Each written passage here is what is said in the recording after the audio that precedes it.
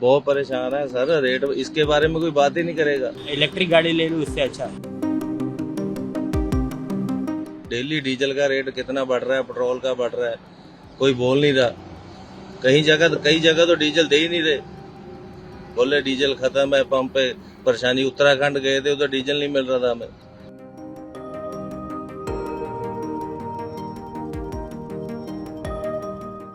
एक छोटे से बढ़ोतरी से सारी चीज़ों पे, घरेलू चीज़ों पे इम्पैक्ट आता है। नॉर्मल आदमी के लिए तो बहुत मुश्किल है, जो बर्दाश्त कर सकता है उसके लिए तो ठीक है, लेकिन हर नॉर्मल आदमी के लिए तो तकलीफदायक है ही है।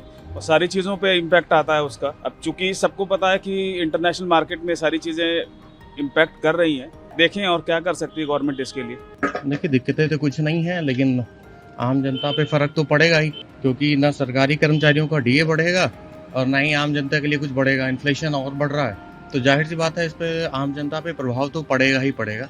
दिक्कतें तो बहुत हैं। आम आदमी के ऊपर 6 रुपए कुछ पैसे बढ़ जाना बहुत बड़ी बात होती है। और ये समझ लीजिए कि पहले हम 100 रुपए में भराते तो 1 लीटर के ऊपर का पेट्रोल आ जाता था। आज 1 लीटर भी पेट्रोल नहीं भर पा रहा है।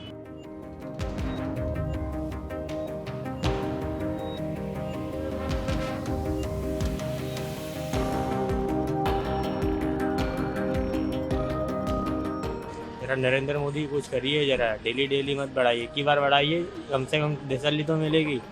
डेली नया नया देखने मिल रहा है अमाउंट। एक तो पहले पेट्रोल में भी मिक्सिंग आती है, वो अलग इंजन की एड भगाता है।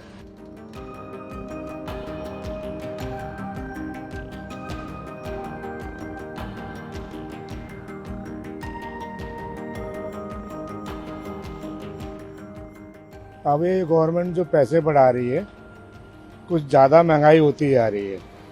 गवर्नमेंट को और कोई तरीका निकालना चाहिए इसके लिए कि वेट कम करे, कुछ और जो भी टैक्सेस वगैरह हैं वो कम करके थोड़ा पब्लिक को राहत देनी चाहिए इस मामले में। खाली पेट्रोल के रेट बढ़ाने से काम नहीं चलेगा।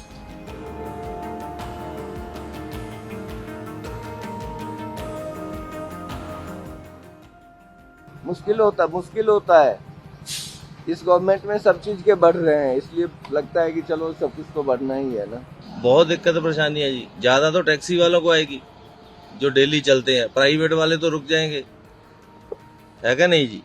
जो टैक्सी वाले हैं दिक्कत तो उनको ज्यादा आएगी, जो चलते हैं 24 घंटे। रेट के बारे में भी बात करना चाहिए, ये सस्ता होना चाहिए। हमारे पास तो इसका कोई विकल्प नहीं है, हमें तो मजबूरी में जाना ही है और हम इसके लिए और अलग से कुछ नहीं कर सकते। गवर्नमेंट से यही उम्मीद है कि अगर ये इसके ऊपर कुछ सब्सिडीज और दे सकें और स्टेट गवर्नमेंट अगर इसके लिए कुछ और एडिशनल चीज़ें कर सके तो ये हमारे लिए बेहतरीन होगा।